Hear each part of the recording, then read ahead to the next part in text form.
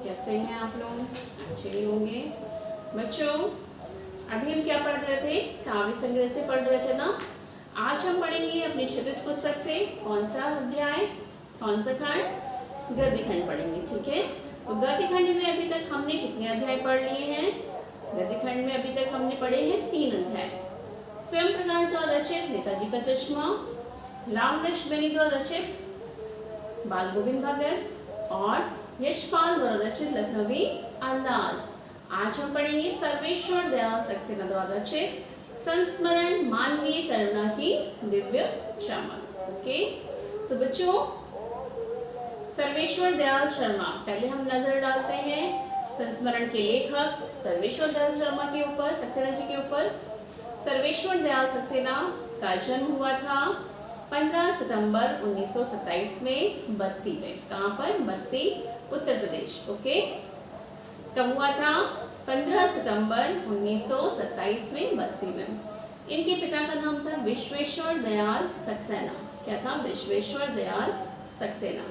इनकी शिक्षा हुई थी एमए तक। इन्होंने मास्टर ऑफ आर्ट्स किया था, ठीक है, एमए से शिक्षा ग्रहण की। और इन्होंने, इनकी पत्नी का नाम था विमला देवी, ठीक है। इन्हें अरबी, फारसी, संस्कृत आदि भाषाओं का अच्छा ज्ञान प्राप्त था, ठीक है। इनकी प्रमुख रचनाएं जो थी वो थी काव्य संग्रह से काठ की घंटियां, बांस का पुल, एक सुनी नाव और गर्म हवाएं। इनकी कथा साहित्य में अर्थात उपन्यास में पागल कुत्तों का मसीहा, उड़े हुए रंग, ये 2 इनके उपन्यास थे, ठीक है। कौन सा? पागल कुत्तों का मसीहा और उड़े हुए रंग। नाटक इनकी बकरी, बकरी नाटक इनका बहुत प्रसिद्ध नाटक है। बकरी, लड़ाई और अब गरीबी हटाओ। कौन कौन से नाटक? बकरी, लड़ाई और अब गरीबी हटाओ। यात्रा संस्मरण, यात्रा संस्मरण में लिखा था कुछ रंग कुछ गंध, कुछ रंग और कुछ गंध। इसी के साथ ही उन्होंने लिखे थे कुछ बाल नाटक, बच्चों के नाटक भी लिखे थे। बच्चों की कविताएं, बतूता का जूता, किसका जूता? बतूता का जूता और मैंगो की टहाई, ये 2 इन्होंने बाल कविताएं लिखी, बच्चों की कविताएं लिखी थी। इनको सम्मान मिला था साहित्य का अकादमी पुरस्कार 1983 ईस्वी में। खूंटियों पर टंगे लोग, ये इनकी कविता थी, काव्य संग्रह था खूंटियों पर टंगे लोग। 1983 में साहित्य का अकादमी पुरस्कार इनको मिला। इनको इस पुरस्कार से नवाजा गया और इनमें कई पुरस्कारों से नवाजा गया। इनकी भाषा शैली कैसी थी? इनकी भाषा शैली बहुत ही सहज, सरल और स्वाभाविक थी। इन्होंने तत्सम तंत्र शब्दों का बखूबी प्रयोग किया, मुहावरों का उचित समय प्रयोग किया और इनके साहित्य में मध्यम परिवार की महत्वाकांक्षाओं, इच्छाओं, संघर्षों, शोषण आदि का पूर्ण रूप से चित्रण मिलता है, ठीक है। तो अब आते हैं हम अपने अध्याय मानवीय करुणा की दिव्य चमक पर, ठीक है। हमारा अध्याय क्या है? मानवीय करुणा की दिव्य चमक। मानवीय करुणा क्या होता है बेटा? मानवीय करुणा का अर्थ होता है मनुष्य के मन में उत्पन्न होने वाली जो दया होती है। किसी को देखकर हम जब दया का भाव हमारे अंदर आता है, उसे हम कहते हैं मानवीय करुणा। मानवीय करुणा का अर्थ क्या हुआ? कि किसी व्यक्ति को देखकर उत्पन्न होने वाली जो दया होती है उसको हम बोलते हैं मानवीय करुणा की दिव्य चमक। दिव्य मतलब अनोखी चमक, ठीक है। ये एक संस्मरण है। संस्मरण क्या होता है? संस्मरण होता है किसी घटना, किसी व्यक्ति या किसी वस्तु का स्मृति के आधार पर। संस्मरण, संस्मरण हमारा बच्चों 2 शब्दों से मिलकर बना है, सन धन स्मरण, ठीक है। तो सम मतलब उसका, स्मरण मतलब याद, नहीं उसकी याद में। तो किसी भी व्यक्ति की, किसी भी वस्तु की, किसी भी घटना की अगर हम स्मृति के आधार पर कलात्मक वर्णन करते हैं तो उसे हम बोलते हैं संस्मरण। तो ये संस्मरण आधारित है फादर कामिल बुल्के के ऊपर। फादर कामिल बुल्के रहने वाले थे, बेल्जियम के थे और उन्होंने की थी इंजीनियरिंग की पढ़ाई कर रहे थे। लेकिन इन्होंने क्या किया? पढ़ाई के अंतिम वर्ष में, इंजीनियरिंग की पढ़ाई के अंतिम वर्ष में इन्होंने अपनी पढ़ाई छोड़ दी और इन्होंने संन्यास ले लिया था। संन्यास लेने के बाद ये आ गए थे भारत। और इन्होंने अपना पूरा जीवन भारत में ही बिताया। हालांकि ये सन्यासी नहीं थे, फादर कामिल बुल के एक सन्यासी नहीं थे, एक गृहस्थ की तरह ही रहते थे और सभी के साथ पारिवारिक उनके संबंध थे। और जो जैसे लेखक मैंने संस्मरण लिखा है, तो लेखक जो थे हमारे सर्वेश्वर सक्सेना, ये एक परिमल संस्था थी। परिमल जो संस्था है, परिमल एक रचना भी है किसकी, अभी इससे पहले हम लॉसन पढ़ रहे थे, कौन सा, निराला जी का पढ़ रहे थे ना। तो परिमल एक रचना है, लेकिन वो उसी से संबंधित है परिमल, ठीक है, उसी से ही प्रेरणा लेके परिमल एक संस्था बनी थी, जिसमें फादर बुल के भी थे और हमारे जो लेखक हैं सर्वेश्वर सक्सेना वो भी उसी में थे। और वहीं पर उनकी मुलाकात फादर बुल के से हुई थी। तो जो हमारे सक्सेना जी थे वो ज़्यादा दिन तो उनके साथ नहीं रहे इलाहाबाद में, पहले वो इलाहाबाद में रहते थे, तो वहीं पर उनकी मुलाकात हुई थी। और लेकिन इनके संबंध इतने अच्छे हो गए थे, इतने प्रगाढ़ संबंध हो गए थे कि वो जब दिल्ली इनका ट्रांसफ़र हो गया, दिल्ली चले गए थे सक्सेना जी, मतलब लेखक हमारे, तो उनसे मिलने भी वो वहाँ पे आया करते थे। तो उनकी यादें जो थी, जो उनके व्यक्तित्व ऐसा था कि उनको संस्मरण लिखने के लिए जो लेखक था हमारा आतुर हुआ और उन्होंने उनका संस्मरण लिखा। तो मानवीय करुणा की दिव्य चमक, यानी कि मानव के हृदय में उत्पन्न होने वाली करुणा किस पर आधारित है, फादर कामिल बुल्के पर। तो आइए हम अपनी पुस्तक से पढ़ते हैं फादर कामिल बुल्के की कहानी जो भी है आई। तो हमारा अध्याय क्या है, मानवीय करुणा की दिव्य चमक। फादर को जहरबाद से नहीं मरना चाहिए था। जो फादर कामिल बुल्के थे उनकी जो मृत्यु हुई वो किससे हुई थी, जहरबाद। जहरबाद एक फोड़ा होता है बच्चों, जो धीरे धीरे जहर के रूप में पूरे शरीर में फैल जाता है, ठीक है। एक फोड़ा होता है जो धीरे धीरे करके पूरे शरीर में जहर के समान फैल जाता है और इंसान की मृत्यु हो जाती है। तो फादर को जहरबाद से नहीं मरना चाहिए था, जिसकी रगों में दूसरों के लिए मिठास भरे अमृत के अतिरिक्त और कुछ नहीं था। लेखक कहता है कि ऐसा व्यक्ति जिसकी रगों में, मतलब जिसकी नस नस में क्या था, दूसरे लोगों के प्रति मिठास थी, जैसे अमृत के समान उनके हृदय में मिठास भरी हुई थी और उनके हृदय में कुछ भी नहीं था, कोई भी कपट और क्रोध या कपट, क्रोध, ईर्ष्या की भावना उनके अंदर नहीं थी। उसके लिए जहर का विधान क्यों? कहते हैं कि ऐसे व्यक्ति के लिए जहर जैसी बीमारी क्यों? यह सवाल किस ईश्वर से पूछें? लेखक कहता है कि मैं ये सवाल जो मेरे अंदर उमड़ रहा है कि इतना अच्छा व्यक्ति जो दूसरों का हमेशा भला चाहता था, जिसके अंदर दूसरों के प्रति करुणा थी, दया थी, उसको इस तरह की बीमारी क्यों? ऐसा सवाल ईश्वर से मैं पूछना चाहता हूँ। प्रभु की आस्था ही जिसका अस्तित्व था, फादर बुल्के जो हमेशा ईश्वर में ही रमे रहते थे, उसके साथ ऐसा क्यों हुआ? वह देह की इस यातना की परीक्षा उम्र की आखिरी देहरी पर क्यों दे? वह देह की, देह मतलब शरीर की, यातना मीन्स कष्ट।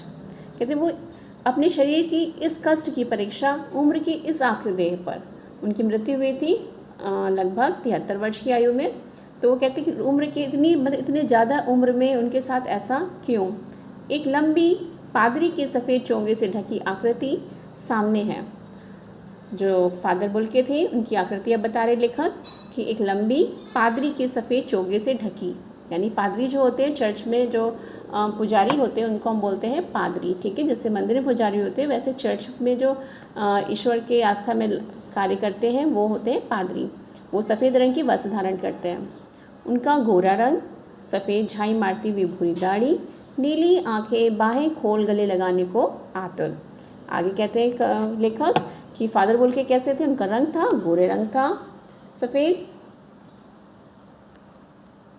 सफ़ेद झाई मारती हुई भूरी दाढ़ी, और उनकी जो उम्र थी उसमें उनकी झाइयाँ निकल आई थी, और दाढ़ी कैसी थी? भूरी। आँखें कैसी थी? नीली आँखें थी, क्योंकि वो रहने वाले कहाँ के थे? भारतीय तो थे नहीं, वो रहने वाले बेल्जियम के थे। उनकी आँखें नीली थी और हमेशा सबको गले लगाने के लिए आतुर मीन्स व्याकुल रहते थे, ठीक है, इच्छुक। इतनी ममता, इतना अपनत्व इस साधु में अपने हर एक प्रियजन के लिए उमड़ता रहता था। बहुत उनके हृदय में क्या थी? ममता थी, अपनापन था, अपनत्व मीन्स अपनापन था, साधु मीन्स सज्जन पुरुष। इस सज्जन पुरुष में हर लोगों के प्रति क्या उमड़ता था? सिर्फ प्रेम ही उमड़ता था और कोई दूसरी दुर्भावना उनके अंदर नहीं थी। मैं 35 साल से इसका साक्षी था। 35 साल से लेखक इनको जानता था, यानी कि इनकी जान पहचान 35 साल से लगभग थी। तब भी जब वह इलाहाबाद में थे और तब भी जब वह दिल्ली आते थे। इलाहाबाद में कहाँ पे, अभी हमने आपको बताया था परिमल संस्था में, दोनों साथ में थे इलाहाबाद में। तो इलाहाबाद में भी जो कौन थे, कामिल बुल्के लेखक के साथ में थे, और जब लेखक दिल्ली चले गए थे तो वो उनसे दिल्ली मिलने भी आते थे। आज उन बाहों का दबाव मैं अपनी छाती पर महसूस करता हूँ, और जिस तरह से वो मुझसे गले मिलते थे, वो दबाव यानी कि वो गले लगना उनका आज भी मैं महसूस कर सकता हूँ। फादर को याद करना एक उदास शांत संगीत को सुनने जैसा है।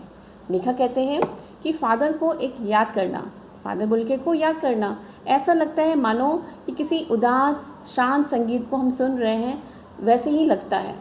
उनको देखना करुणा के निर्मल जल में स्नान करने जैसा था, और जब उनको मैं देखता था तो ऐसा लगता था कि मैं किसी दया के पानी में स्नान कर रहा हूँ, और उनसे बात करना कर्म के संकल्प से भरना था। और जब मैं उनसे बात करता तो ऐसा लगता था कि जो कर्म के लिए मैंने सोचा था वो कर्म मेरा पूरा हो रहा है। मुझे परिमल के वे दिन याद आते हैं। परिमल संस्था थी एक, कहते हैं मुझे परिमल के वे दिन याद आते हैं जब हम सब एक पारिवारिक रिश्ते में बंधे जैसे थे। मैंने पहले ही बताया था कि फादर और लेखक के बीच में कैसे रिश्ते थे, पारिवारिक रिश्ते थे। वो दोनों लोग एक दूसरे के किसी भी आयोजन में आया जाया करते थे। जिसके बड़े फादर बुल्के थे, परिमल रिश्ते में बंधे थे जिसके बड़े फादर बुल्के थे। परिमल में जितने भी संस्था के लोग थे परिमल में, उनमें सबसे बड़ी उम्र के कौन थे, फादर बुल्के थे। हमारी हंसी मजाक में वो निर्लिप्त शामिल रहते। हम जो भी हंसी मजाक करते उसमें वो निर्लिप्त मतलब लिप्त नहीं होते थे, बिना लिप्त हुए शामिल रहते थे। हमारी गोष्ठियों में वह गंभीर बहस करते, गोष्ठी मतलब सभाओं में वो गंभीर मतलब बहुत अच्छी तरह से बहस करते।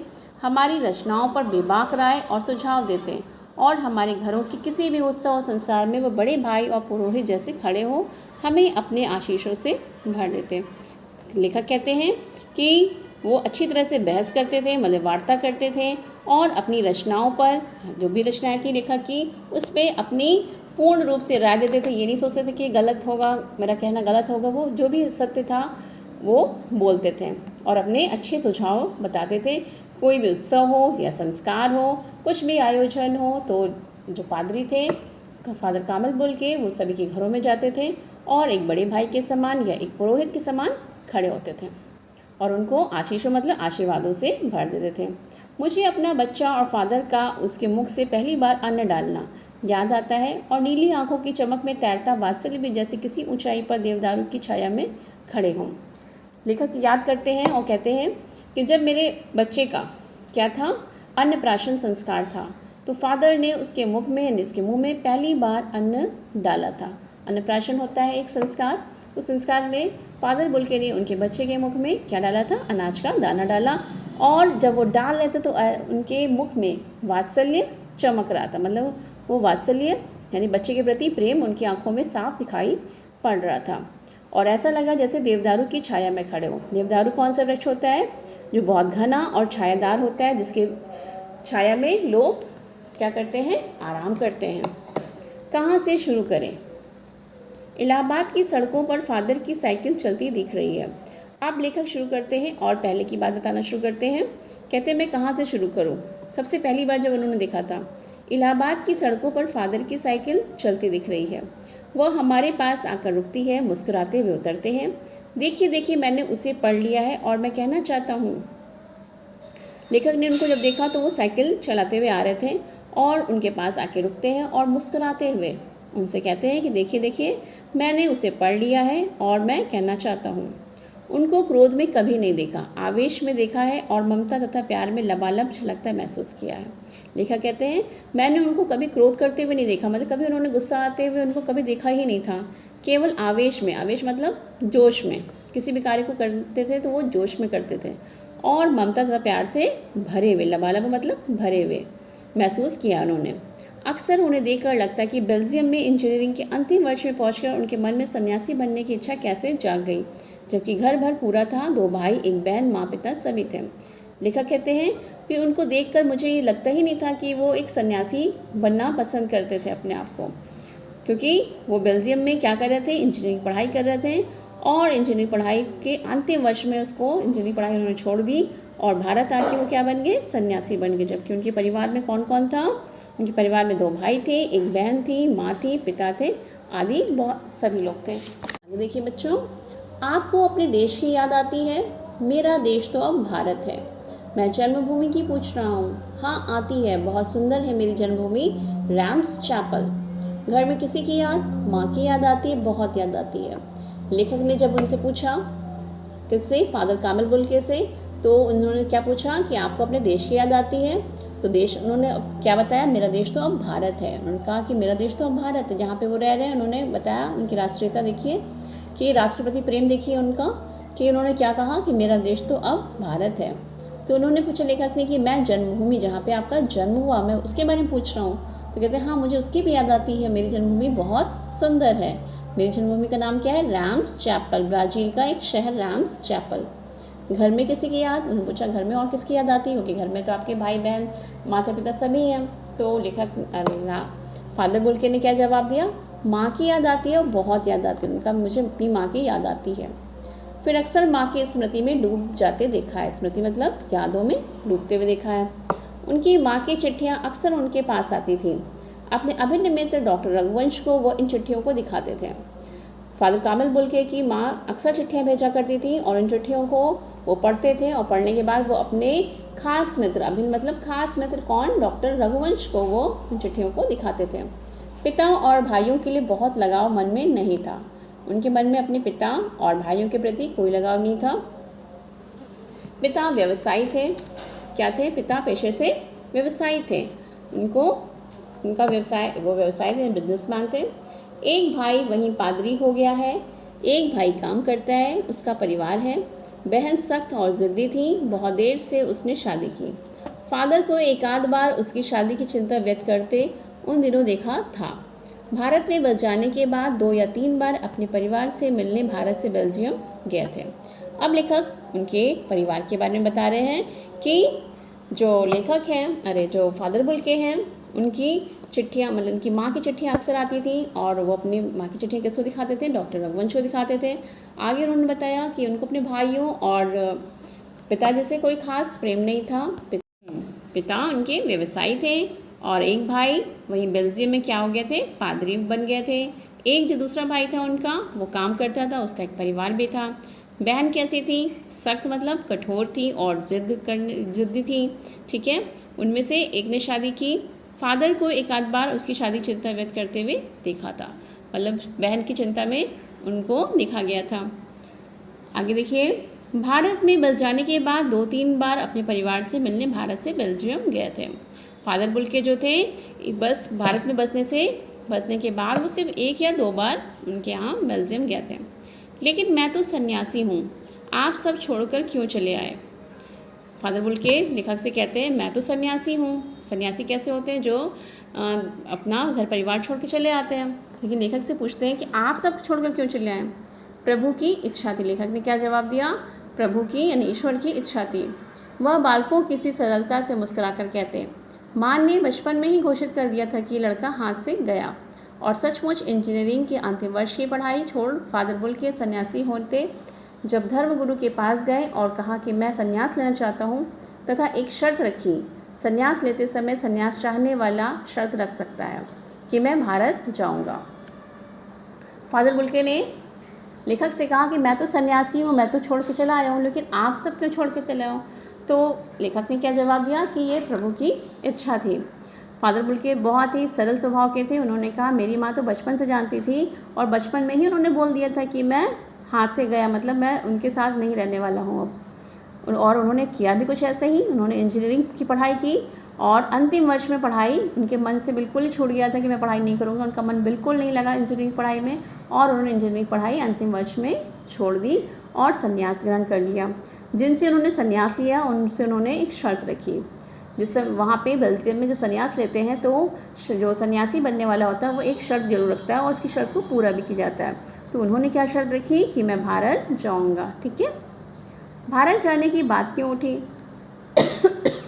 लेखक ने पूछा किससे? फादर कामिल बुल्के से पूछा कि आपको भारत ही क्यों, मतलब कहीं भी आप जा सकते थे, लेकिन आप भारत ही क्यों आना चाहते थे? नहीं जानता, बस मन में यह था कहते इसके बारे में मैं कुछ नहीं कह पाऊँगा कि मैं क्यों आना चाहता था, बस एक मन में मेरी इच्छा थी। उनकी शर्त मान ली गई और वह भारत आ गए। उनकी शर्त को मान लिया गया, मंजूर कर लिया गया और वो कहाँ आए, भारत आ गए। पहले जेसुइट संघ में 2 साल पादरियों के बीच धर्माचार की पढ़ाई की। जब वो भारत आए तो उन्होंने कहाँ पे, जेसुइट संघ में, एक संघ था जेसुइट संघ, 2 साल उन्होंने पादरियों के बीच धर्माचार की पढ़ाई की। फिर 9 से 10 वर्ष दार्जिलिंग में पढ़ते रहे। ठीक है, जब भारत आए तो पहले उन्होंने क्या किया, 2 साल उन्होंने कहाँ बिताए, धर्माचार की पढ़ाई की। फिर 9 से 10 साल वो कहाँ पे रहे, दार्जिलिंग में पढ़ते रहे।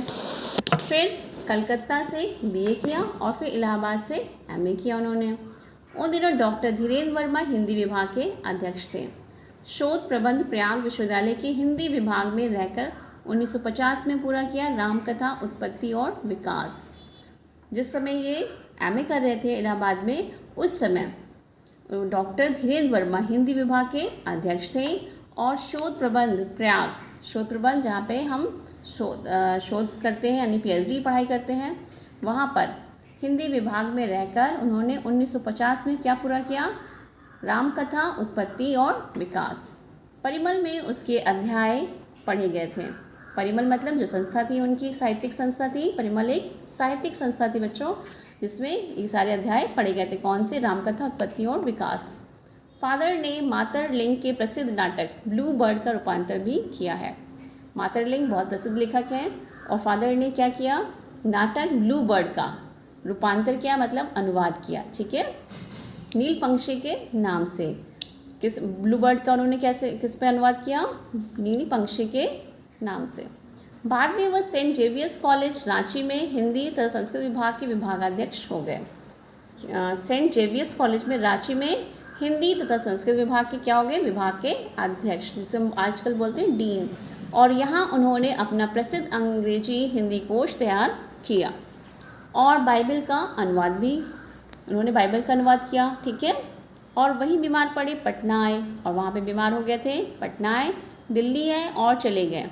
फिर वहाँ से दिल्ली आए और चले गए। 47 वर्ष देश में रहकर और 73 वर्ष की ज़िंदगी जीकर, इसके बाद 73 वर्ष की ज़िंदगी जीकर अर्थात 73 वर्ष के होकर वो उनकी मृत्यु हो गई। जिस समय उनकी मृत्यु हुई वो कितने वर्ष के थे, 73 वर्ष के थे। ठीक है बच्चों, आज हम अपना अध्याय यहीं तक पढ़ेंगे और इसके आगे का हम पढ़ेंगे अपने नेक्स्ट क्लास में पढ़ेंगे। ठीक है बच्चों, आपने देखा है संस्मरण कितना अच्छा है, कितने शालीन व्यक्ति हैं फादर कामिल बुल्के, उनकी शख्सियत कितनी बढ़िया है। और इसको पढ़ के हमें ऐसा लग रहा है कि हाँ, हमने भी किसी ऐसे व्यक्ति के बारे में जाना जो हमें जानना चाहिए था, क्योंकि संसार में ऐसे व्यक्तियों की बहुत कमी है। ठीक है, जो अपनापन दिखाए, अपना तो दिखाए, जिसके मन में घृणा की भावना, ईर्ष्या द्वेष की भावना ना हो, और हमें कैसे गले लगाए, बिल्कुल अपनत्व से लगाए, अपनेपन से लगाए। ठीक है, जिसके मन में दूसरों के प्रति प्रेम हो, दया हो। ठीक है, दया की भावना हमें किसी में दिखाई दी कि वो क्या थे, वो बेल्जियम के निवासी थे और भारत आके उन्होंने बसने की इच्छा जताई। ठीक है, भारत आके वो बसे और उन्होंने 47 वर्ष इस देश में बिताए। ठीक है, तो आगे का अध्याय पढ़ेंगे अपने नेक्स्ट अध्याय में, इसको ध्यान से पढ़िएगा। ठीक है, और सर्वेश्वर दयाल सक्सेना की जीवनी को अच्छे से पढ़िएगा। ठीक है, तो अब हम मिलते हैं अपने नेक्स्ट क्लास में। Bye bye.